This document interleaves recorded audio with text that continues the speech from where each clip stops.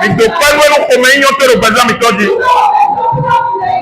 Mi dopano no come io te lo bonte te lo bazza mi togli. Ako mi la dopano e non bediri no to e. Zanzelo akla mi la koto ebe. Zanzelo apana do koto no mi. Mi kodeboze te menu konton we. Because ma to wa yi te menu konton lo bazza mi tole me.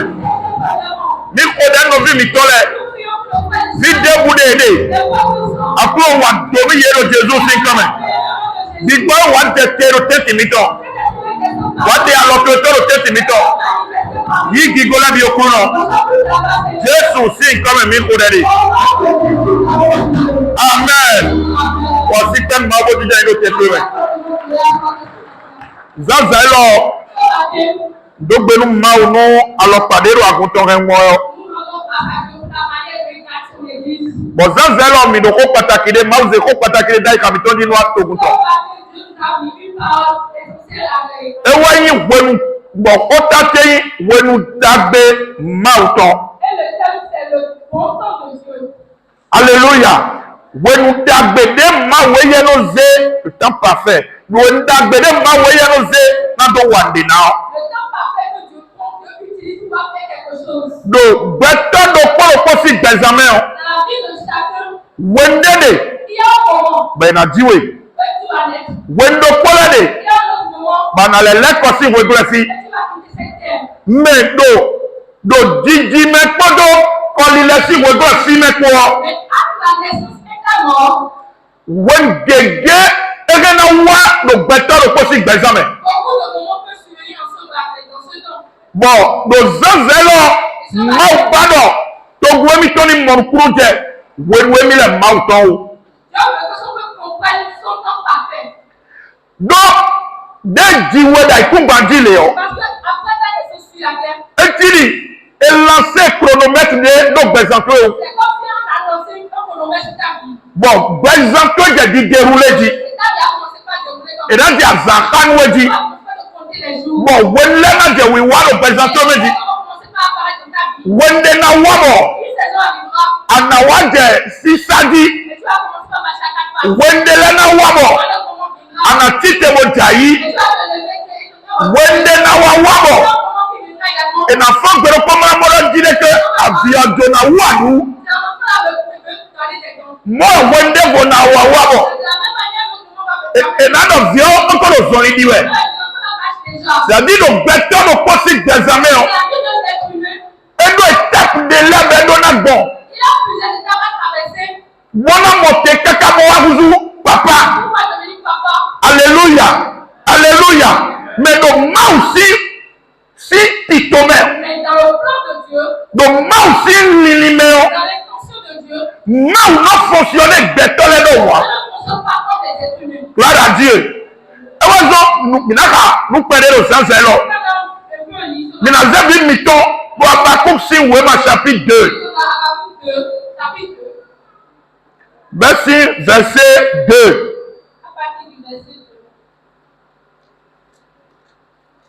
Gloire à Dieu. Habakkuk chapitre 2.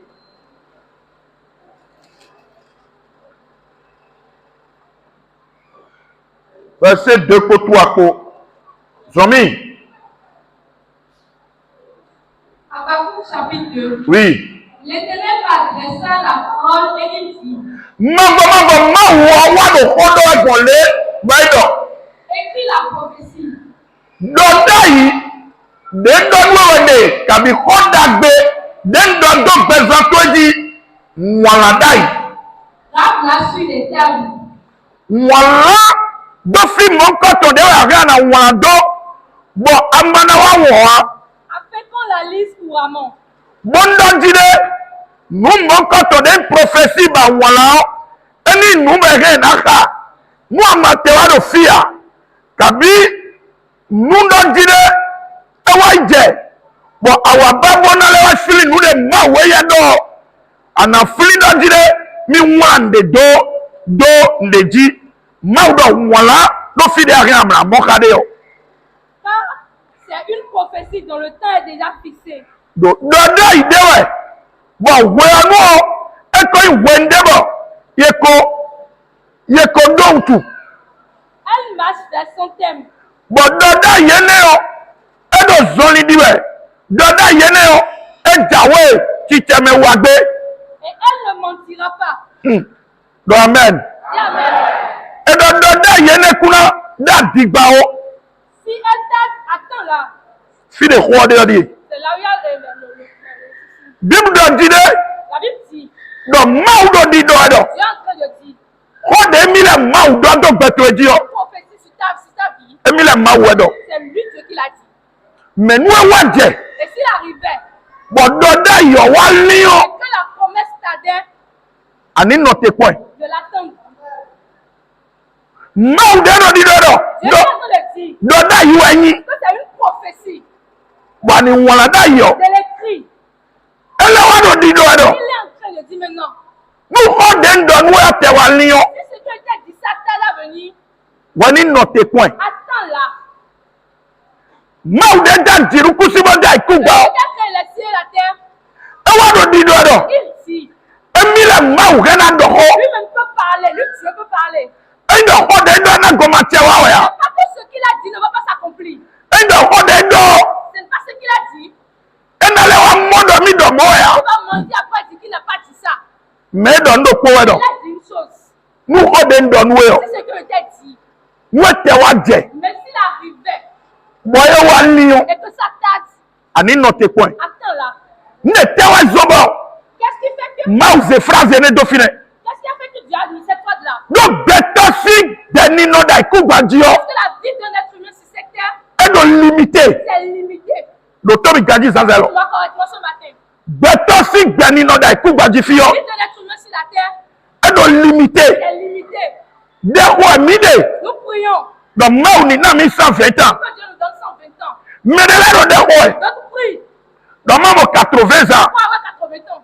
me de la do de ho Pour d'autres, do nu ko do 90 ekpemi si j'ai 90, c'est déjà suffisant. edo nya de te Cela veut dire que beto de bude jodo ikugba ji o n'importe quel être humain sur la terre, no poti be do conscience to me il a une chose dans sa conscience. e wo ndo na ku gbero ko Un jour, il mourra. wo ya nu e ma to wa Il ne connaît pas le moment. game e ma to Il wa ne connaît pas l'heure. de na igbo to wa Comment cela va arriver, ne sait pas. me no ko de to wa ndo Tout ce qu'il sait, beni no to c'est que toute sa vie, nu ma u te ne ji dogbon de bu o quelle que soit la longévité que Dieu va lui accorder, e na ku gbero ko il mourra un jour. bo eni wa zobo Et cela fait que de to no mo no mi gbo wenu l'être humain voit qu'il est en retard. do to mi gaji Écoute-moi correctement. c'est par rapport nous conscience ne de gbeto do C'est pas avoir la conscience que l'être humain a. e wa zobo e na na je kame mi to do yi we C'est ça qui fait qu'il voit que son père est en train de partir. eni wa na zobo C'est ça qui fera que e na do il jide peut dire, par rapport nous génération to par sa génération, par rapport nous me popo joro garo ko me gboro ko nu le o ceux qui sont nés avec lui dans le même temps, e no mo do jide ils voient que mila mi ko wa nu je tede me je ils de n'ont o pas encore réalisé plus que eux. mila ku ko blo nu de le do mi gbo we na Lui, il voit qu'il a dit qu'il est déjà en retard par rapport à certaines choses. reta wa gbeto si tame Le retard sur la vie de l'homme, do te o tu e pourquoi? e mo do mi do limité Il voit qu'il est limité. mo nu gbo Effectivement, gbeto do limité l'être humain est limité. me de leti Donc, e do bi o do mi di kuro 15 ans ya pas qu'il désire mourir à 15 ans, mais 14 ans mais à 14 ans, me de leti me ko di vie d'autres ils ont déjà enterré les enfants. me de leti ba ye ko di to ito Ils ont enterré déjà leur père. ye do projet dans 20 ans Ils ont des projets dans 20 ans. mais 2 ans après ye ku 2 ans après, ils sont morts. be te o tu e Pourquoi? gbeto da ku gbandi do L'être humain limité sur la terre est limité. yo ma jo na do ho gbeto Dieu, quand il veut parler à l'homme, wo do ni do il lui a dit, na bio nkoto e je vais changer ton nom. na donu Je e vais te bénir. na bio Je situation vais to changer ta situation. na réaliser projet de voyage to Je e vais réaliser tes projets de voyage. we ne ma do mo Quand tu as dit ça, e do gbeto do il a dit à l'être humain, nwala do fi do ko écris ça quelque part. do te o tu Pourquoi? e si wa ni do mu kuntu Ça e peut tarder selon toi. we wa ni o Si tarder, hallelujah we do ho de ndo lo s'il arrive que ce que j'ai déclaré, we do da ni je we o s'il arrive que ça tarde, ma pondo je do lili we o ne va pas que ça tarde déjà. we ni no te point Mais toi, attends là. do Parce que Gwenwe na che eko wala do sekwe to me. Le moment à laquelle ça se réalise, il a écrit. Bon mau do si de udo. Dieu est sûr que Do hode mi do. ce qu'il a déclaré, ce qu'il a dit, E na wati che me jewe. va s'accomplir forcément. Me de di docteur mi gadi sans Je elo. m'écoute correctement. O tu situation de me godi ade Ce yo. n'est pas la situation que tu traverses. O tu problème de adoro fi de ade yo. Ce n'est pas le problème que tu as actuellement. Mo akpo kweto e. Si tu regardes ton âge, Mo akpo game o. si tu regardes l'heure, Anomodo mi gbo we tu mi. vois que tu es en retard. Par rapport à nos indicateurs de l'air. Tu vas avoir cet indicateur de ta vie. Donc, mais de l'air pour voir côté mais job pour Parce que toi, c'est cette personne qui est le mais de l'air qui va nous oiseau où il est dans zone. cette personne qui travaille plus que Mais de l'air qui va se vraiment où il est. donc tu es plus intelligent que. Mais Mais our monde dit tu crois que besoin et ton dit où gâteau. là, viens changer plus que ta vie. Bon nous à quoi et Et quand tu les regardes, mais de l'air qui me et comme le mariage. ils sont déjà mariés, Bon et quand tu vis ils ont des enfants, quand tu vas voyager. ils ont voyagé, Bon non d'avion. et ils prennent l'avion, Mais le filet et ouais. ils voyagent, Mais les dans et ils zone. ont le boulot. Bon nous à quoi ouais Quand tu d'ailleurs. regardes, Par rapport nous mener là. dans cette sens-là, Di yi se no en donc. tant que chrétien, Anomodo die mi gbo we. tu vois que tu es en retard. Ma do ma don we do. Je me cherche de te dire, Mi do tan do kporokpo mu do il y kporokpo. a un temps pour chaque chose. E do nu prophétie hotel ni o. Et même si la prophétie tarde, Ani no te kon. attends là. Ne tewe zobo. Qu'est-ce qui fait que Vi ma to do na no te kon ma o. qu'est-ce qui fait que l'enfant de Dieu doit prendre la promesse de Dieu? Zomi.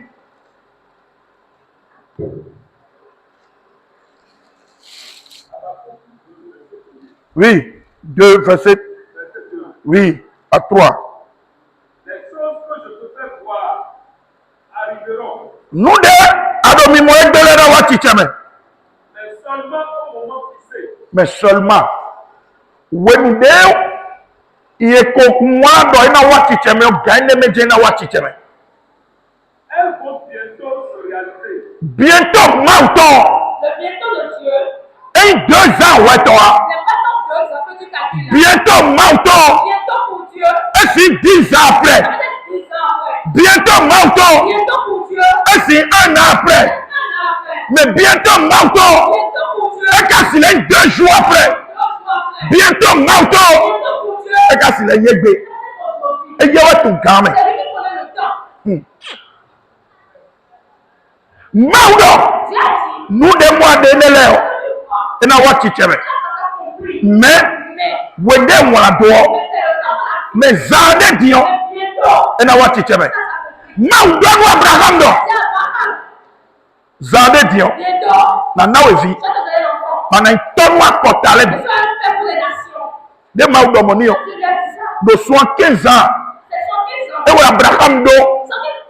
Abraham a 115 ans quand Dieu a dit ça. Bon, Abraham do mi mo do. Et Abraham a le voir. D'abord mi kuso si jivio. Abraham ne veut plus accoucher. Ba fie mi to. Et sa femme, Ekole do menopause. elle vient me déposer. Bon, fitewe gane temewe mi wana wa chicheme. Quand c'est après comment ce truc-là. Mais maudo ni do. Mais Dieu lui a dit, Abraham. Abraham, Nous den donwe je o. t'ai dit, Wala. écris là. Do zande dio. Parce que bientôt, E na wa chicheme. ça s'accomplit. Ba Abraham. Et Abraham, E wa ndo na sitoro. il a dit à sa femme, Maudo mi do. Abraham dit, Zande dio. bientôt, Mi na jivi. nous aurons des Bon, bientôt et to. bientôt, 5 ans wai. 5 ans est passé, 10 ans wai. 10 est passé. Bon, si ton nom est mon nom. Sa femme le regardait dit, Mais ouais, bah, moi, mi zande dino. c'est toi qui m'as dit que Ouais, ma dormi do ane lodo.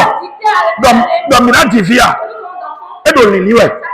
Bon, de do lili we o. E wa zobo. E do mu te wa jebe liyo. Ani no te kwani. Comme do lili we o. Sara wa imu Abraham. Podo tawe lo.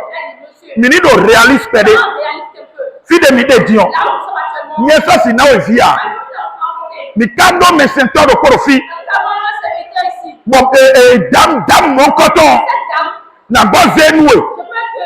Bon, rien na difficile. Bon, Abraham de soi. Donc, bien de mer finir. Bientôt, maintenant, de l'île de coton. Bon, Dieu de nous conseille à si tonton.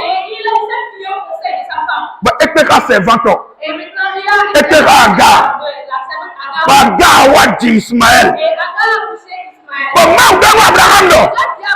Vite à béton, de nous aider. Et poney.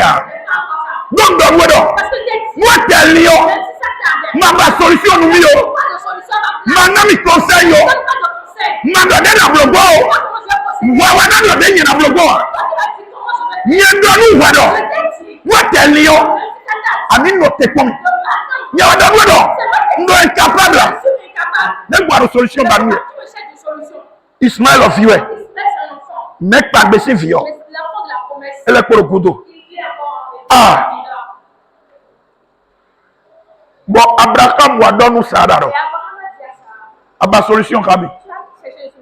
Mais ma donne mi do. Ma donne mi do. Do ekpo. Ma non te coin mi. O ça d'aro dessus. Donc pas de ma ton ene yo. Et na tie. Bon nyere na di vieux noué. Donc solution de mi mo. Et nous ya. Jona do kon me repose sans zelo. Ma ou de do do wani walanda yi. Ma ou ne de do projet de voyage to na marché. Ma ou de do dire que anayi to ene o me. Ma ou de do mina kwa kunga no do Cotonou. Ma ou mon Cotonou do mina de alogoton we. De bout de te lipo. Quelle que soit l'année, la durée, E do ma do do. il a dit Ani no te kwani. de l'attendre. Do zande dion. Parce que bientôt, Vous de model liyo. parce que ça We ne da mi do yo. comment tu dis à E na wati cheme do bezato me. Prophétie de l'éti. il y a certaines prophéties. Bateko. Et si toi, tu as oublié même. Bon, ma ou donc soy. Et Dieu se prépare Bon a réalisé. pour réaliser. Prophétie de Il y a l'éti. des prophéties. Bon, ma ou na notoy. Et Dieu te dit à ta mère, Wende wa do jeunesse me. quand elle était jeune, Bon noto wa di via ize. et Dieu, ta maman a couché Bon, wa ya ize go.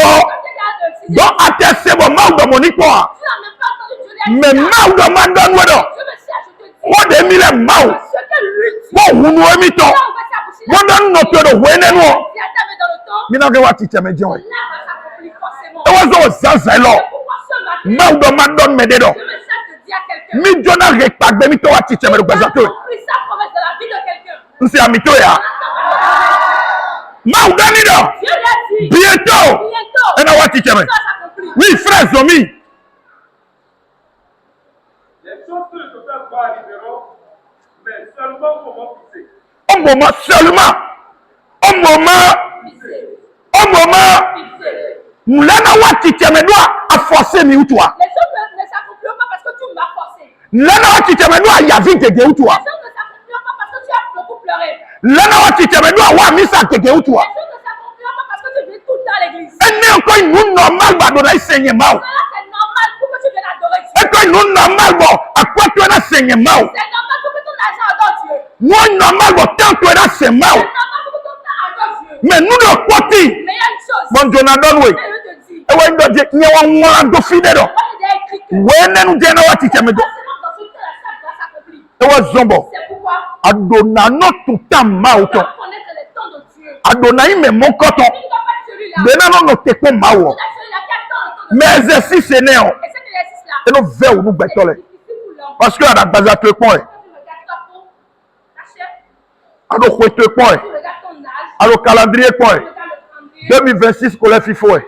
t'achètes déjà, Bon na le photo mi mo ya. ça a fini comme ça pour moi. Bon ma o ka di do do. Et Dieu te le dit, Nwa wende nu e. et prie le temps, Ben na wa ti cheme do. ça va s'accomplir. Ada ko de gege. Tu as beaucoup prié. Ma o do de to lese we. Dieu, fais de cette prière. Mais wende ye ba do jide. Et c'est le moment voulu par lui. Do nu de sin de kwa de o. C'est pourquoi tu pries. E na dialo to me do. Ça va arriver de ta main. Ga ene o me do ko no ge. Ce moment E exactement là. chon chobo no na wa ti C'est cheme. ce moment-là, ça va s'accomplir. Donc ma o do te. Donc Dieu attend. Wo pipo we. Et il te regarde. Ne te ma de. Qu'est-ce qu'il veut? Ga ni di nu mi le. Il veut ta foi. Ma o do bi ba do jide. Il veut que Ani c'est à dire ko mi to le o. ta promesse. Ani zedi ni ko de ma si le susu C'est alo. comme une parole qu'on ne peut pas effacer. Ma do bi ba do Dieu jide. veut que Ani considère ko mi tu to. considères ses propos. Ni ko de we. Comme E ma si le wa di bo le agbe on adon. ne peut plus refuser après. Ma o de do. Cette parole de Dieu, Do na pawe o. qu'il a que tu as reçu. De bu de na yin gbo. Et que c'est la manière de ça se E na pawe je we. Tu se ami to am de na pawe je we. Ma o de na pawe o. E na pawe je we do Jesus siko. Nye. Donc prophétie akode utu o. Amen. Donc prophétie ade utu o. Parce que la prophétie est déjà là. Au vina tite. L'ennemi va se lever. Bona de na ron pere be na wa tite me. Cela s'accomplit. Fide do important ba na ko de one. là où il est important de prier. Do vi na tite do. Parce que le diable va se lever. No mi jo na we lo do. No mi jo vie lo do. No mi jo da we lo do. O gbàgbé ma o to. Les bonnes promesses de Dieu. E na wa tite me represent me. No ma o ko do. Parce que Dieu a dit. Ni na doni. Il va le bénir. Ni onye na jo do. Il ne veut pas le laisser. E we zobo. C'est pourquoi Jésus wa don mi do. Jésus nous a dit. Mi no nse. Veillez Bo ko de. et priez. E we zobo. C'est pourquoi Unze ni no bo ko de o. veillez et priez. E de jolomi yo ya. C'est pas que je veux. Mais elle doit participer Mais ça participe. de la prophétie Mauton. Parce que la prophétie de Dieu. Ni wa tite me represent me tome. Bon, we ni anado de ho. Et au moment où tu pries, Bona don didi yo. tu as la foi. O be tagbe Mauton na tie do represent me de Jésus. O mo ma fise. Au moment où Zomi frère. Elles vont bientôt se réaliser. Oui. Ce n'est pas un mensonge. Eh. Attends avec confiance. Hmm. Même si c'est long. Oui. Oui, Oui. c'est sûr. C'est sûr. Elles arriveront sans retard. Ça o si pe da ho ko ma o. Maudo. O de didai. O de ndodwe yo. E na wa tite me joy. Do nye ko fise to. Da ko do timing cheme. Dans mon temps. Bon, we de bunde do ndo. Et au moment où je décide, Ndo ko bo gbe ojo. au moment j'ai parlé puis Ndo ko bo hu note. j'ai déclaré puis la Ndo ko bo we viwa. j'ai déclaré les poissons. No de bunde ndo le bio. Tout ce que j'ai dit, Biwa ticheme. c'est arrivé. Do e do nye do. Donc cela me dit, Nye mawo. moi Dieu, No da digba. je ne mens pas. No nyi gbeto a. Je suis pas un No nyi wea. Moi, je suis pas comme toi. No damro Je a. ne dois pas. No una se do o Je teji. veille sur mes paroles. Bono re wa ticheme. Je l'ai accompli. Reta Le mauto. retard de Dieu. Enya abandon to a. C'est les façons d'abandonner. Reda mauto. Le retard de Dieu. Endo mau yito mewe a. Reta mauto. Le retard de Dieu. Reta de wele do maudo. Le retard que tu penses que Dieu a. Parce que wawele. Parce que c'est toi qui penses que Bono di do maudo reta. Sino mawe ye. Dieu. Eya wa do asikole. Il a les temps. Wala do wenle. Il a les circonstances. Bon, wala binuo. Et à tout moment, Eya do mau il ywe. continue d'être Dieu. Mais de la kono aikumba lo jifi. Il y a des personnes qui sont restés sur terre. Kapsi kasa zandie. 400 ans. Be ko kubo wai. Et tu dis, ah, moi, je parle. Génération de volewa. Une autre génération. Ye kubo wai. Moi, je parle. De volewa. Be kubo wai. Tobo wale suwa. Et comme tu es Dieu, 200 ans le 200 wenwo. ans après, Wale suwa na wai. Bon mede vole na wa. Bon champion le na wai. Mede vole na wa. Do tawtwe. Mais wedele bino wi wai we yo. Ma we ye yo. Dieu, Ekoro ma we ye. il continue d'être Dieu. Edo wele bi. Il est là. Boda sikole bi. Il a les circonstances. Na amo medele tina ikumba Il y a diebe. des personnes sur la terre. Bon mi te tun ko iton a. Ne connaissent même pas la Ye dere suka semba o. Eux-mêmes, ils ont adoré Dieu. Me mede tun ko iton be a. Ceux ne connaissent le nom. Mo so de jawe yo. Même manière dans le futur. E na wo wale suwo ne. Comme tu vas passer. Be jado hoto yo. Parce que on va parler de E na do ari grand-père. Miton. E wa na no yo do. Bon videle ti yo. E na no do no itono. Kenkle e pa e mi do. Do ari ene o. Bodo de papa miton. Bodo grandpa miton se ko ko. Omo mi mo ide. Me de do ade ne o. Ni tu ye ya. On ne les connaît pas. Ma o blogu photo to de wa ko fi de Je yo. vais passer une photo de toi avec E na no kle e. on va les montrer. Bodo tu melo a. Tu ne connais pas Melo a. celui-là. Be e na do papa. Tu vas dire, papa. Jo ne le bido. To e gbe dion. Parce qu'aujourd'hui, iPhone. iPhone, De da lo to me o. quelle est ta main? Do génération de jawe yo me La o. génération qui va venir, Peut-être que peut-être que iPhone ne le bida disparaître. on va disparaître. Bon ne vole we na créer. Quelque chose on va créer. Ouais, et donc on les po won. Et quand on parle Wo yo nko to le po won. de ton nom, E na no so ne ro ko to me lo. O tu technologie o de na wa on gbo. va amener dans la technologie. De ro we tienu to wa ntu. Je parle de mon temps. E gbe ari ado hon téléphone to. Tu peux parler à ton téléphone. Be da je ko do ji. Ça, on va parler. E na blonde adole. Me so de jawe yo. Et dans le futur, A touche we no sin kaka we. à touche, dans le passé, c'est à touche on utilise. Wo no le perd On réseau. fait encore le réseau. Donc agbe o me do we sun to Le e. monde évolue, le monde avance. No de amo egbe yo. Ce que je vois aujourd'hui, Me de le ti mo so de jawe yo. les personnes dans le futur, E na yo da kaik. ils vont parler ça archaïque. No pre 50 soto. E sa do valeur egbe. D'aujourd'hui n'a plus de valeur. Pre 50 soto. Le P50 d'hier, E do valeur do pese yin so mi no do yi.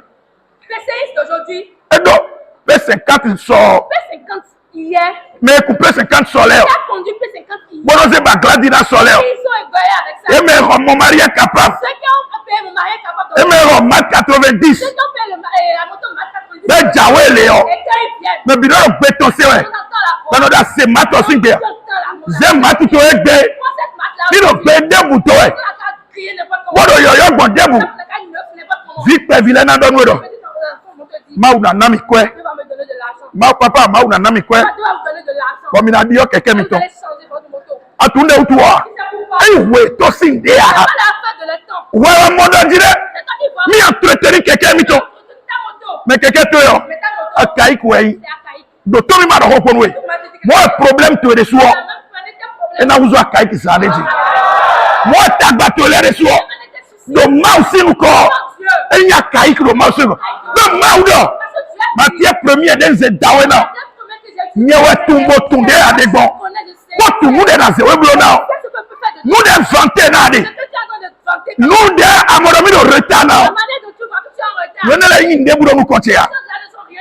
Bientôt mauto. Bientôt pour Dieu. Do Abraham sik bezame. À la vie d'Abraham. E wa uzu 25 ans. C'est devenu 25 ans. Eh, Hey, e do sande dio. tu as dit bientôt. Ya re ko wa titeme. Tu as compris la promesse. Bo sada do tepo. Et Sarah attend la promesse. E mo solution a. Elle n'a pas trouvé de Ba de su bo ba solution. Elle a fabriqué de solution. Bon maudo. Et tu as E dit, ko solution ti a. pas encore à ma solution. Mila no tepo mi. Attendez-moi encore. Bon 15 ans gudo. 15 ans après.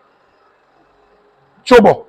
C'est 15 ans après E wa mo Isaac. qu'ils ont reçu Isaac. Donc, wende maudo honion. Donc quand tu as parlé, E do 25 ans bloé. ça faisait 25 ans. Chobo Isaac o e wa di Isaac. Avant qu'Isaac. Moi c'est de maudo. Écoute ce que tu as dit. Genèse chapitre 21. Genèse verset 21. Chapitre 21. Verset 1er et 2 po. Le verset 1er est que Genèse chapitre 21. Oui. Le Seigneur fait du bien à Sarah. C'est une de yo. écoute ce qu'on est en train de dire. Bientôt de maudo ni yo. Bientôt que Dieu a dit, E do tepo. elle attendait Kaka. jusqu'à ce que Bo ba solution. elle a trouvé de solution même. Bon ma ou le do iku solution no. Que ce n'est pas encore ça la Bon solution. ça da ko décourager. Sarah était découragée. Dion maudo na Bible ja do ho. Maintenant que la Bible parlait, Bible a do dire la Bible a dit maudo bien. que Dieu a fait du bien Nous Sarah. à Sarah. Do 25 ans gudo. Après 25 ans. Me gege ko jo ofo azoko ya ine. Beaucoup de personnes ont abandonné. Me gege ko do agbon Beaucoup de pe mi. personnes ont dit, je suis fatiguée. Me gege ko do Beaucoup ont dit, bon na se ma wo ku je wa. ne vais pas adorer Dieu jusqu'à là. Me gege tibo. Beaucoup d'autres Para itole. Ko met pression ye. ont mis la pression. Dia da misa yue. Parlons de Dieu avec Dia do mau de. Parlons de Dieu, Dieu là. Si 5 ans dio. Situation te dio. Amo nyom viene a. Amo dawe ne a. Mi je da bikini. Mi je blo le ni. Do fine. No e ni do sisa o e. Mo wa ni do fine bo la misa do. Pression ne do merele gudo. Ko yi anti fi lo por mi chobo na gosi go gosi de. Na kpla we so ifi lo. Ba gbe yo. Azi avodo ta. O fodu no le go ye. Bo do fide ana ile ye. Na mo tembo do divi. Do kame ma to lo linliwe. Egbe yo. Amoro game ma to lo linliwe tu o. Ado ye o mi sewe ma. Ni na ordinateur ko do nu kule. Bo na je paga ibloji. Bo ma u do di do no. Na donwe. Nye jona donwe. Ah. Ma no te kaka. Mami, when the gawa ho. Et quand le moment est venu, Bible don dine. la Bible a dit Mau. que Dieu E chitelo. s'est levé Bo na wa blo da gbenu Sara. pour avoir fait du bien à Sarah. Nte blo ni somi. Qu'est-ce qu'il a fait? Le Seigneur fait du bien à Sarah Mhm. comme il a dit. Den do go. Tel qu'il a promis, E wa blo da gbeni. il lui a fait du bien. Zomi. Il fait pour elle ce qu'il a promis. Nou den do ke wa chicheme. Elle devient enceinte Ba wa moko. et elle donne un fils Ba wa divi. au Nou moment que Dieu a annoncé. se. Écoute, Lo ko tenu e. c'est à quel moment? E wende ye ba wa. C'est pas au moment où elle voulait. E wende jole C'est wa. pas au moment où elle voulait. Wende ma wu do wala dai. Mais c'est le moment que tu as dit. Na teni yo. Mais si ça E tarde, na wa chicheme ça yo. va arriver. Ganje ko Dans we. ce moment-là, forcément, To bo ko wa chicheme. cela s'est accompli. Timing mauton. Le timing de Dieu E kana li wede len. peut tarder parfois. Do nu kutu me. Selon toi, Par rapport nu kwetui. par rapport à ton âge. Timing mauton. Le timing de E Dieu kana li wede len. peut tarder. Do noto sinu kume. Dans un moment. Do asuto sinu kume. Do vitole sinu kume. Do toto sinu kume. Quand ton papa, Kwa timing mauton. le timing de Do Dieu, wede len wo. c'était Wode suo. Ado yiseme. Dieu de la foi, Ado dodome. Dieu de la justice. Ado dagbe wawe. Ayi gbenu mau. Tu as accepté Dieu. Domina setoni. Tu as accepté Dieu. Meno aje ganele mebo. Il arrive des moments Ano don maudo. Akuno elni di. Akuno agbo pe mi. Bo maudo di dodo. Et Dieu dit, Ma domo esanza lodo. laisse-moi te dire, Wende mi le wala o. le temps qu'il a fixé, E jena wa. c'est forcément ce Ben qui awa va ticheme. arriver. Et cela va se Mau si gbo wen gbede ya. Dieu ne peut pas jamais arrêter. Don me de akpatu ero. Il y a quelqu'un qui te Ma aussi gbɔwe nu Dieu ne gede a. fait jamais en retard. Frère, ma aussi gbɔwe nu Dieu a. ne fait jamais en retard. Ne zama si gbɔwe nu a. Dieu ne fait pas en retard. Ewa inde te. Eyawe no hwe nu. C'est lui qui a le temps. Eyawe no game. C'est lui qui a le l'heure. Eyawe no gasikole. C'est lui qui a les circonstances. Ntewe yoro da siko. Qu'est-ce qu'on appelle circonstances? Wende adivi o. Au moment où tu as couché. Asiko de kwa ino C'est presente. un moment de ta vie. C'est Wende yoro da siko. Qu'est-ce qu'on appelle circonstances? Wende amwazo. C'est un moment où tu as trouvé de la Asiko de kwa ino presente. C'est un moment où Nte yoro da siko. Qu'est-ce qu'on appelle saison? Wende ayi diplôme to yo. Quand tu as reçu ta diplôme, Dati de la basi wo ha. tu ne peux pas oublier. Asiko de ino presente me. Nte yoro da siko. Qu'est-ce qu'on appelle tes Gbogbo ìdọ́gba gunu wo yo. jours, ta vie là-bas? Wano photo de abo le bro yo. Quand tu fais comme ceci, Asiko de ino presente me. les jours de ta vie, Mau. Dieu, Ewa yi mau. c'est lui le Dieu Dedo hwenule. des temps. Bole da siko le. Wende na Il y wa. a un moment où Bana yavi. et tu as pleuré. Mau do fine. Dieu est là. Wende na wa. Bana konu. Mau do fine. Wende na wa. Ena gbewa nuwe. Mau do fine. Wende na wa. Yena jajodoe. Mau do fine. Wende na wa. Wame bina gbewa nuwe. Quand tu détestes, tu as haï. Edo problema. Mau do fine. Me asiko de jawe. Et le temps vient encore. Bon wenwene le bina diyo. Toutes ces choses avaient changé. Mau na zetan gbero Dieu kode. prend un jour Bona diyo le bina. pour changer tellement de choses. Loma don mededo. Dieu dit à quelqu'un, Awajije na ya viwa gbezanto me. Ase deti ando awajije yo. Ena ya video gbezanto me. Nu de adonu ku kaka. Ba so mo ha. Me wa megon. Eno be aviwe. Eno camion mededo. Nu de si kan ho mi de yo. De wa chiche me gbondi ya. O ko den mededo sanse lo. Donc nous avons une préoccupation toi. Nous avons une crainte mais. Bado di ma wodo. Ako quelqu'un qui nous deme. E do ma don wodo. Mi do wendo po. Mi do gando po. Bon nous asi do ami sanse lo. Gande ana du si se vitole ton akoro représenter. Gande na ko mo billet d'avion ton a dialogue. Gande na ho. Bon situation ton a dio. Gande na ho. Bon on bet ton a dio. Wende ado amido yo. Gande ko lo bet o me do Jesus sin come. Bet out way. Now e na wa na gbenwe. Bon na exemple de Lazare. Dans Jean chapitre 11 mais. Jésus si content. L'ami de Jésus. Jésus de famille tête de C'est peau. une petite famille là. Mais nous rencontrons Marie. La première c'est Mais Marie. regardez Martha. Le second c'est Marie. Mais le frère de point Lazare. Bon Lazare il compte Jésus toi. Lazare c'est l'ami de Jésus. Bon Jésus nous apprend Et et Jésus le regarde. Jésus nous donne Jésus parle avec eux. de le poisson. Et un jour, Azon vle que c'est de main. une petite maladie Lazare cou. a emporté Lazare. Mais donne Jésus.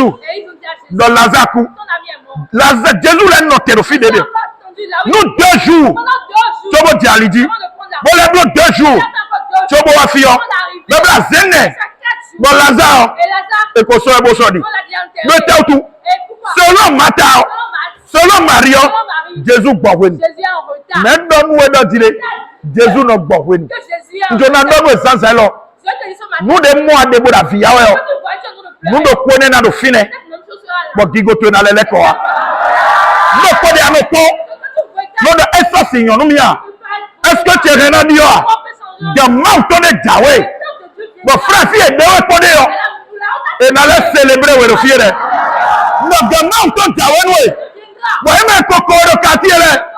Fi a du a ɔgbɔ lɛ o. Mɛ do ko ne lɛ. E na lɛ wa nya kɔ da si to ye. Mɛ nu de bi wa ma wu de. Ayi ma si ya. E do ani di nu enu. Ama di nu ma wa. Asi nɔ taimi ma tɔ mɛ ya. Lazare gbɔwé nu. E Lazare ku. Bɔn Jésus wa. Wò ne Jésus wa lo wɔ. E wɔ edze di dɔ dzi dɔ.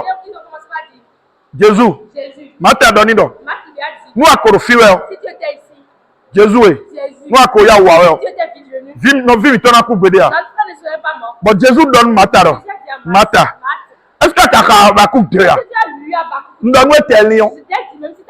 Ani wɔn do fi de. Di amɔ mi di. E dɔ jawe wɛ ya. Nko waati. Balẹ̀ kpɔdɔ di dɔ yɛ dɔ. Nu nko ya wa wɛ o. Nte ba de ta o. Na go ya. Kabi ma wa. Bɛ dɔ mɔ o problem ti ya. Lazare de yi nɔ vi to yɔ. Lazare de yi kɔtɔ to yɔ. E ko ku. Mi yɔ ni. Si 4 jours ye. Bɔn Jésus dɔ ni dɔ. Mana o phrase do ko. Nyɛ o.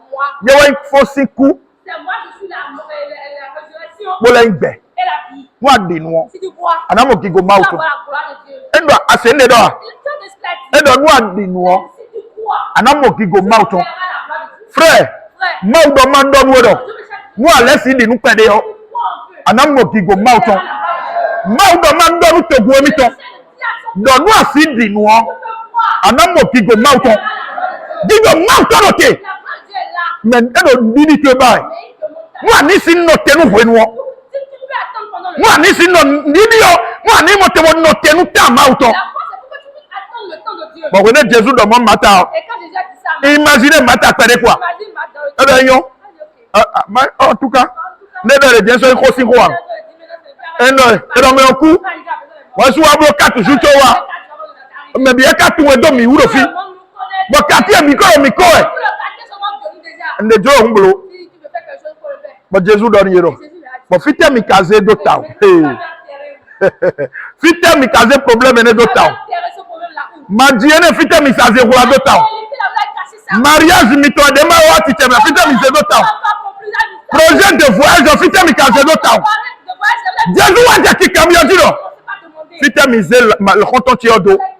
Fite lazade. Bẹ́ẹ̀ wá mi bá ipò. Bọ̀wé ní jẹ̀dọ̀. Kàtí ọ̀bì kò jọ. Ẹgbẹ́ tán mi nà pọ́nbó. Lọ́bì ọ̀nà dìyànjì. Ẹkùnlẹ̀ ìwé gbọ́ ọ́nẹ́. Mi nà pọ́nlọ́ jíre. Máa nà jọ òwe yájì. Ló fìyé náà. Ẹ̀dọ̀ nù jẹ́ náà wọ́n lábọ́ díyàn. Mi jòkó dọ̀mẹ̀. En tout cas, mi nà pọ́nlọ́ jíre. Nẹ̀ẹ́kẹ́rẹ́ tí gbọ́n jì. Wọ́n jẹ́ lúdọ̀. Fítẹ́ rẹ̀ èdè. Fítẹ́ mi ṣe do. Mi pẹ́ mi yọ̀dọ̀ ọkọ mo. Wọ́n dé jẹ̀dọ̀. Kàtí ẹ̀ bìzá lọ́dọ̀ gbà. Mẹ náà ló ń kó ẹlẹ́nu kó ẹ̀. Dọ́tẹ́ tu. Wọ́n dé Jésus jẹ̀ fi náà. Awuli kó ẹ̀. Bon, comme gbẹ̀tọ̀ ẹ̀ agbazamẹ́rẹ́ ọ̀. Le cœur ton seigneur. Nous comptons jada si. Bon, Jean 11:35 donc Jésus pleura. Dès les mondations les mais déjà femme yo. Oh la vie ya. Ne mo ma gbo no don a.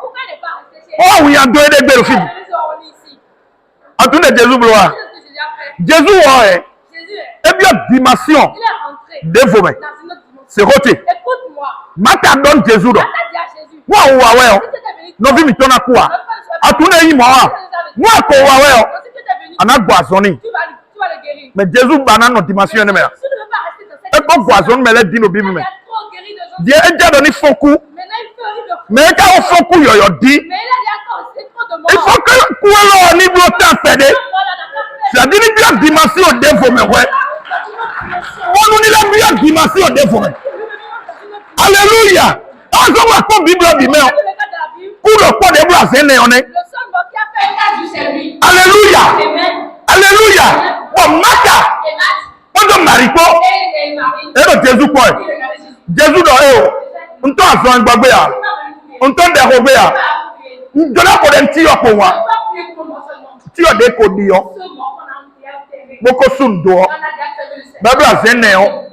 Normalement, nous avons dit déformer toi. Ma blonde de beau. Il y a un psychologue. C'est moi le mettre des temps. Il y a un do wele. J'ai les temps également. Ma blonde de fille be. Ouais, et na on kaka to beaucoup. Pas oublier. When Jésus wa yo do to. Quand Jésus est arrivé au niveau du tombeau, E ba viande. il pleure. Bon mi dami do ko e. Et vous riez. Dio mi bo wa. Maintenant, venez. Bo certain na won yansi. On va enlever la Ye pierre. me ro ko de ko ele o. Ceux qui se sont moqués de toi, E na le wa servi we. on te servir. Mo mi to si hu ga me de apato to. On avait fait dévaler celui qui a côté. Me do akuna do ba ke gbede ole o. Que tu n'auras jamais ton bac. E na du sandu sur licence to e. Non mais mon ko to de do. Ceux là qui disent, O akuna ito me gbede o. on va jamais voyager. E na yin we da aéroport. Non. Jésus dani ye do. Il a dit, Dio. mais non. Vraiment bien dimension de vous mais. Je vais rentrer dans une autre Ni dimension. na versi no dire. Si je rentre pas dans une autre dimension, vous allez penser que No ko je no blo la tegbesi. même chose je fais chaque fois. E do mi bli awon Il a yansi. dit, roulez-moi la pierre. Bo ze nu kundaga. Et il a mis les yeux. E do touché. Il a dit, Père, Nyen. Nu nyere ko no ton yo. ça me tient à moi seul. Eh oh. Non, non, non. Nye tuna no se de chetegbe. Que je mes os tous. Me lole. Mais ceux-là, Deja mo adikasi vile. je vois les enfants. Me lole. Ceux-là, Deja mo mama ogasi mariage le. Me lole. Deja mo so Christian si boko le o. Mais là, déjà dans mon vitier, maintenant vous directrice là. Mais là, déjà mon docteur, maintenant c'est là, te me yama.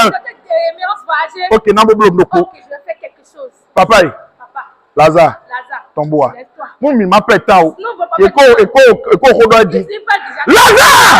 Et à tomboa. Lève-toi. Bon, grille les pots. Et Lazare, et subitement, Lazare, tite po. Lazare s'est levé. Maintenant, gagade. Un homme très élancé. Bon, topo. Il s'est levé. Pendant qu'un peu tout le temps. Avec les lumières. Alléluia! Nous déblons de caméra, fier de. Agba mi mo bi bo ma to tu kanu. Alléluia! Alors Lazare, on donne yo 2 fois. On donne yo 3 fois. Lazare! Tite mai. O Lazare tite. O Jésus donne yedo. Eh bi je. Kasi pardon mi wa. Api donne yeda via. Mo gante ko. Mo dio mi la je kasi dia. Mi dawa na twin. Ami twin. Bo Dieu donne. Mais des cotons si en tout temps. Bode nene. Bo Mario. Bo matako. E je jilo iji. Atunde he na do gane me. Ma o mi de ton. E no dohun ya me gbede ya. Ma o mi de ton. Tutu mata. De yo nu pe do gbon ne o. E la je di don bele video. Jésus il mere ko nu mi je ya. O to mi to e. O se ne wa mo. But e this one no. E no ko de we. Mo ti lo mi na blo ndebo. Ewe bi na tu. Comme ma blonde nous est bon. Et au 22h soir. Donc ni quand Jésus tombe. Moi me dans mi do yo. Bi bon ma toni blonde do pa. E na gbo we no a. E na gbo fa do gudo a. E wo so be gbo ku ho ma do a. E jole we. Do ni ti ku pere. E do e ba do mi ni ti ku pere. Bon mais là ni to wa non do ho pere we. Miracle des morts. Toi bébé, ouais, ya so me photo le. Bon bébé a soutenu on. Bébé dire à moi ça. Bébé ba a je fina bro mariage. Bon vidje mi di bele o. Enyo me. Enyo ganji. Mais mi me lo le o. We ne mi de mi wa bo adi do do. Mbo 200 divia. Mbo 300 divia. Et nous Dieu dans expérimenter. Mais à moi n'est pas. Alléluia. Le 5 ans. Tu vas m'envoyer vers lui. Alléluia. Bon, et tableau. Ouais, non. Et bah, maintenant, on vit bizarre. Et Jonathan, on intelligence y aller. Bon, ma ou yes, ça ouais. Ouais, non. What of faible. What of the way. What of mouth do yami. What of horse way. Bon, ma ou non point à l'ordre. Est-ce que quand tu le bring en Jawea? Et quand tu le kimo Jawea? Et quand tu le dis, mais des Jawea. Mais des non pas premier de génération mais là ouais. Non point de ni divi. Bon il y a jamais. Mais des voix non dire. Vitonizo. Bon nous ni tu inkoto. Moi si do ami zanzalo. Vitona so be na tu inkoto. Moi si do ami zanzalo. Ma una blonde no pesatore. Ba vina huzunu kikonwe. Ma una blonde no pesatore.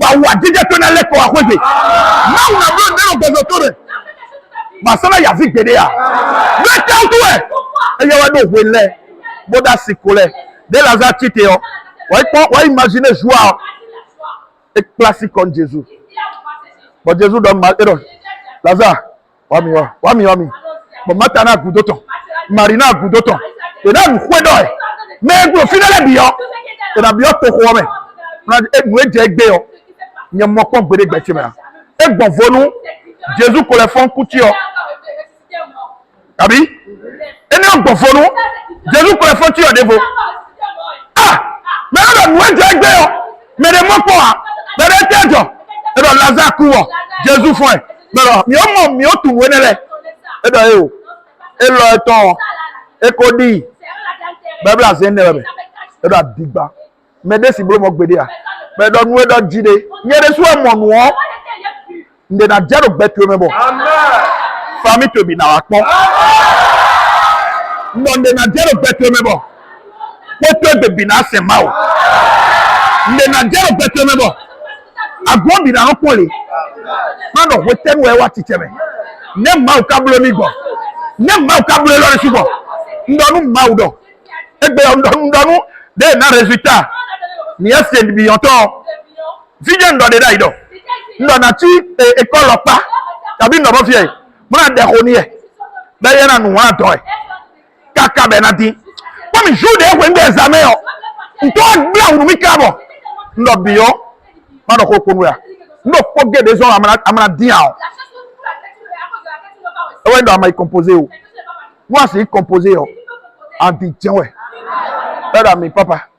Bado yiye bon no pinpon se do. Bon ko ka bon do aklu no e. Aga mblo ne be kana do ma de sublo lo ai. Bo akun de je wa. We na villa yi examen o. Ebe bi déjà intérêt. Ebe bi wa ro vacances au compte. Ko pe ro vacances au fine. Bi encore ko ro fine dai. Alléluia. Praise the Lord. Bon mama ko pe ro nu wa se do. Ma champion. Donc mi o se résultat. Et il va me dire o des résultats là. Ah, so Nelly da do compte. Bon mi no fine ba ko wa. Mi je mi mo di o connexion wa share. Bon gba ise ordinateur ti.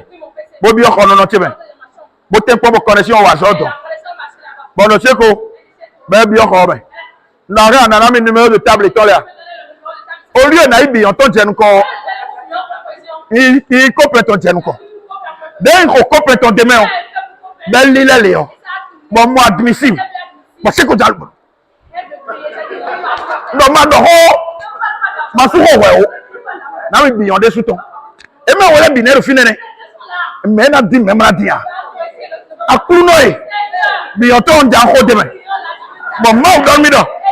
Tante o jawe. Egbe wa tante. Ko numéro de mi go si fi. Bon ko numéro de me. Me de lile di. O de lile di. Ndo de oli so mo me. Ne gbe lo ka lile so mo. Mo ni no zan de ko. Ze o to ko faja.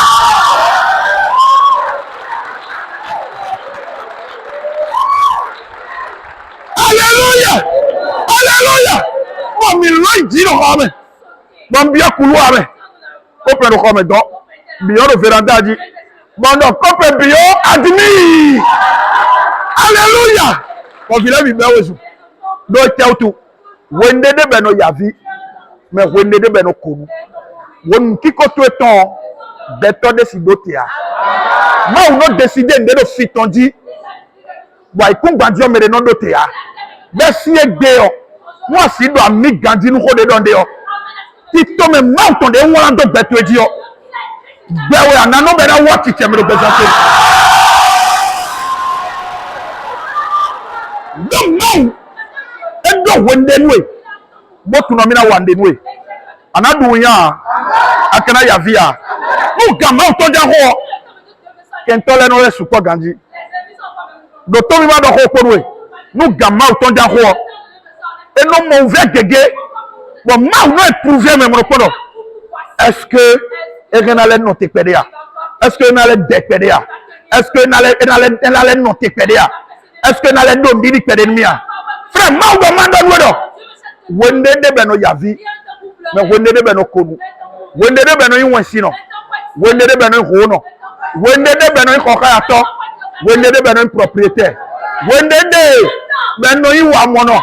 Bon wende de be no doku no. Wende de be no yazizo no. Mais wende de ba so eno bo. Wende de be no donu me. Wende de be no bénédiction. Lo zanzalo. Mo akite da photo di bodo ami ganji. Wenu de ade egbe yo. Si contrat ton dabi oni ko to bezante.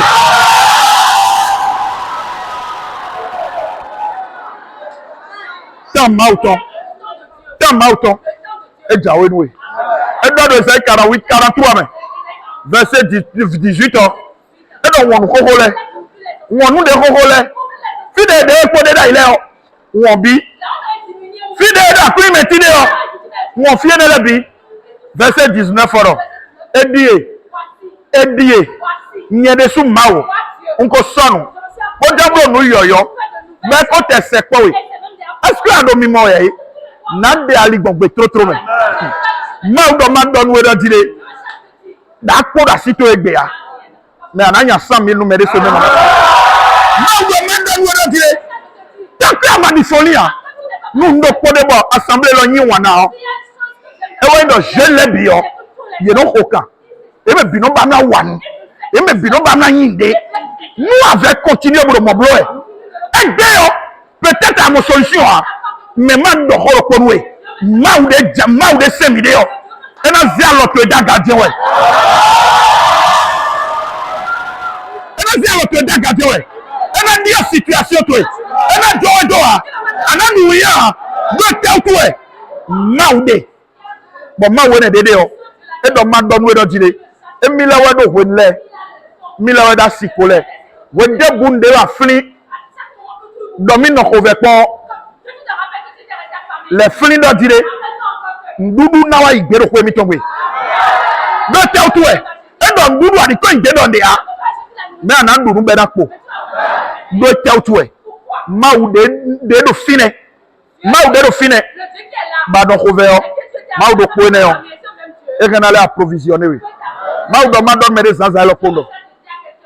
Gan ko no mi. Sinon gan jawe no mi. Bon mi jona dio situation tout. Wende vode. Ben no mo medele. On do negbo ya ma o sembo ka timo. Negbo ka ma o sembo tile. Bon ma ou do e wa yando ya. E jolo mi mo beto na cambiere do. Donc ouverture no jolo ma ou. E no jolo ma ou do na se ouvert ya. E no jolo ma ou do man lo ouvert ya. Do Jean chapitre 4 mais e wa cambio Jésus do. Dawe nu kuto no lo. Toto e wa yando a. Kabi no to e wa yando. Nego. Bon nu kuto ma si hua. Aze ne Jésus do a. E do toto ya. E ka ino to ya. E jolo mi mo. Bonu ma ou ni mo te mo ze gigo ton daga. Situation to yo. Dezo bada via yo. E jolo ma ou mo. Wo ma yando a. E ma yando simba du ade a. Tundo ndo kodo jire. E jolo ma ou do. Ni motemo ke do niveau en tere. Wana motemo élevé we. Wana motemo pompé we. Wana motemo ndiritori sie. Do zande dio. Comme et non 1 million nous yoko voir. A besoin de éducation de. A besoin de la colonne de ouais. Tu vas confier nda honwe. Ma ou donc si confier nda honwe. Do milliardaire na no ko sa fi joy. Do milliardaire na no ko sa fi joy. Mais nous imo e jado dire ma on ni po 100 000 ki he. Ma on ni po 10 000 yi he. Ma on ni po we do je kwa no compte metio no do nde a. A comprendre e jado ma on ni po we do dire. E no do kwa do momoji. Tu vois ma cousin la mono de kodo. Moi ma kodo me de jidu de ne a. Ma aussi confier 1 million we a. Mama na se mra ko we jo yo bina. Ma u do ma don we do. Mina bi otantu. Wa sikpan ma bo titero tete. Now je na blon yo no we. Alléluia. Gloire à Dieu. Ma na jowe do a. Don me de apatio do. Gande ma wala no we o. Ndebu si dote ya. Quelqu'un donne ko do awa jije pola. Doni do je gande ma wala no we o. Ndebu si dote ya. Nde ma wala no we o. Me ndebu si dote ya. Gante koro. Enda na wa ho ya. Tan si ho e. Si no e ko wala do fide do. Do zande dio. Na wa yiwe da aéroport. E ko wala do fide do. Zande dio. Olo be na wuzu clean. E ko wala do fide do. Wa jawe dio. E so da na zia sito wa. To boda no ibe file wa ya. Mina no moto wa temena no lepo. Wa di nu mawo. Do yi ko Jesu to me yo. Wende adam mi do yo. Ganto ni khoro mawo. Bana na ko dero por mi. Akulu no e. Na min didi. De non no tepo. Wenu mauton. Est-ce que vous me comprenez? A Kounoé, Nami Ndidi, de non notepo, Gandagbe Mauton. Rien de bon mawa. A Kounoé, on fait le de Charlie Bako. Nous comptons pas dire. Ça le rosa. Bon déçu. Papi dans Jodo. Et là, Walia. Nous avons idée. Notre type. Asodo ndevu bonabloa. Baki dia waka wa terminalo. Bako idoko. Bon, tout le monde fait toi, il donne à tout dit. Voilà, faut nous contourner finir pour moi. Oui, God, il va dire. Gloire à Dieu, ton. Et soit vite, ton roi somi. Donald de Roden Mede de Fido. C'est-à-dire, un de Rowa, qui n'a pas 4 mois, ouais, sous tes toi. C'est-à-dire, bon, je n'ai pas de noué. Tout bon, juillet, l'on a fait. Oh! Non, tout bon, juillet, l'on a fait. L'auditeur me dit, tout bon, juillet, l'on a fait. Mais on a des si vous il n'y a pas de. Voilà, tout bon, j'ai rodé Maudi. Voilà, tout bon, j'ai rodé Maudi. Voilà, tout bon, j'ai rodé Maudi. Voilà, tout bon, j'ai rodé Maudi. Massa, badabadabadabada. Voilà, tout bon, j'ai rodé Maudi. D'accord, Mao. D'accord, Mao. Dans le Mao, encore Gola Rumi. Nano teko wontoe. Nano teko gatoe. Nano teko wondageo. Akuna a vilena zoa. U vilena zoa. Me nano teko wontoe. Akuna wa gola numi. Gola numi. Gola numi. Gola numi. Gola numi. Gola numi. Nano teko e. Debu de na igbo. Nano teko e. Il te n'a noté quoi? Quand il a te m'a noté quoi? Dans situation là de vous, m'a noté quoi? Dans vous voyez mal. A dit à compérer. Jésus Oluwawa. Sans alors, m'a Obama déclaré qu'on délai. Bon, ouais, toi, non, ni anido amidoy. On a reconnu. Mais maintenant, clim me quoi? Bébé bien mais nous comptons. Et nos cambions machine en quoi aller. Mon doigt est cadé mais finalement FIFA n'a. A tourner voilà. Moteur de coup d'auto. Mon moteur ouais de FIFA ouais mais gazonné ben de FIFA c'est de fier. Mais moi non reconnu. Mais moteur non non mais hein. Moteur non non corrota. Ça dit non non FIFA mais on. Et y a sur yozo mais quand FIFA n'a. Moi ma non fonctionne bon. Mais de non moyen. Ben ya no siye, e ya no de aloto siye, e lo siye ben yon we o. Gloire à Dieu te le no support. No de aloto si me pede yo. Yen so tunde ma wo yen o. Yen so tunde bro ma wo ye de ya me. Yen ma wo agbon to akori me. Bana en zare di agbon te ko pe ya. E yo ko ma kan gbeto. Yen na sin ko me ya. Ale na 100,000 loko. Amo 100,000 loko ne o. We duru te ro gbon fo dimanche. E je ma di yo. Ma ko le ba ko ye yo.